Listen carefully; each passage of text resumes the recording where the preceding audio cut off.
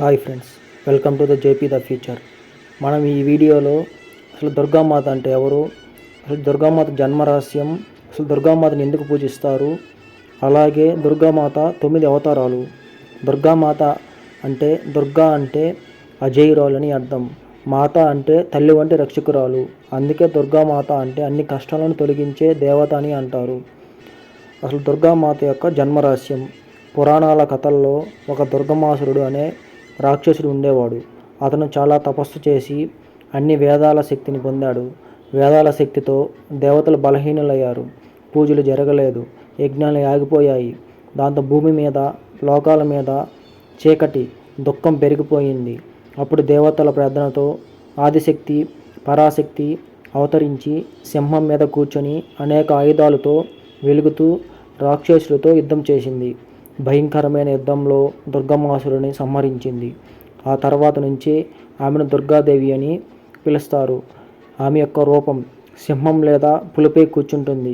8 లేదా 10 చేతుల్లో దేవతలు ఇచ్చిన ఆయుధాలు ఉంటాయి. ముఖం శాంతివంతమైన యుద్ధంలో భయంకర రూపం చూపుతుంది.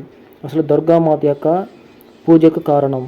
దుర్గాదేవి అనేది ఆత్మబలం, ధైర్యం, రక్షణ, శక్తులకు ప్రతీక. అసలు నవరాత్రి 9 రోజులలో మనలోని చెడు లక్షణాలను అనగా అహంకారం, కోపం, లోభం, మోహం తొలగించి మన లోపల శక్తిని మేల్కొల్పే రోజులుగా భావిస్తారు. దుర్గాదేవి 9 అవతారాలు ఎందుకు ధరించింది? ముఖ్యంగా రాక్షస సంహారం కోసం. మహిషాసురుడు, శుంభుడు, నిశుంభుడు, దుర్గమాసురుడు వంటి రాక్షసులను సంహరించడానికి దేవి విభిన్న రూపాలు ధరించింది. ఒక్కో శత్రువును జయించడానికి ఒక్కో రూపం అవసరమైనది. మొదటి అవతారం శైలపుత్రి, హిమవంతుడి కుమార్తె. ఈమె ఎద్దుపై కూర్చుంటుంది. త్రిశూలం, పద్మం ధరించి ఉంటుంది. రెండవ అవతారం బ్రహ్మచారిణి. ఈమె తపస్సు చేసిన రూపం. ఒక చేతిలో జపమాల, మరో చేతిలో కమండలం ఉంది. ధైర్యం, శక్తి, శాంతి, భక్తిని ప్రసాదిస్తుంది. మూడవ అవతారం చంద్రగంట. ఈమె తలపై అర్ధచంద్రుని గంట రూపంలో ధరించినది. పులిపై కూర్చుంటుంది. యుద్ధ రూపంలో ఎల్లప్పుడూ సిద్ధంగా ఉంటుంది. నాలుగవ అవతారం కూష్మాండ అనగా విశ్వసృష్టి చేసిన శక్తి. సూర్యమండలంలో నివసిస్తుంది. 8 చేతులు, ఆయుధాలు, జపమాల, పద్మాలు ఉంటాయి. ఐదవ అవతారం స్కందమాత. ఈమె స్కందుడు అనగా కార్తికేయుడును కూర్చోబెట్టుకొని ఆరాధించబడుతుంది. ఈమె సింహంపై ఉంటుంది. మాతృస్వరూపి. ఆరో అవతారం కాత్యాయని, మహాయోధురాలు.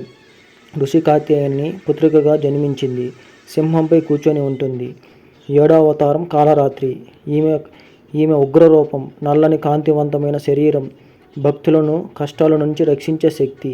ఎనిమిదవ అవతారం మహాగౌరి. శాంతి స్వరూపి, తెల్లని వర్ణం, కష్టాలను తొలగించి ఆశీర్వాదం ప్రసాదిస్తుంది. ఈమె ఎద్దుపై కూర్చుంటుంది. 9వ అవతారం సిద్ధిరాత్రి. అన్ని సిద్ధులను ప్రసాదించే రూపం. కమలాసనంపై కూర్చుంటుంది. శివుడిని అర్ధనారీశ్వరుని రూపాన్ని ప్రసాదించింది. Thanks for watching. Please like and subscribe for more videos.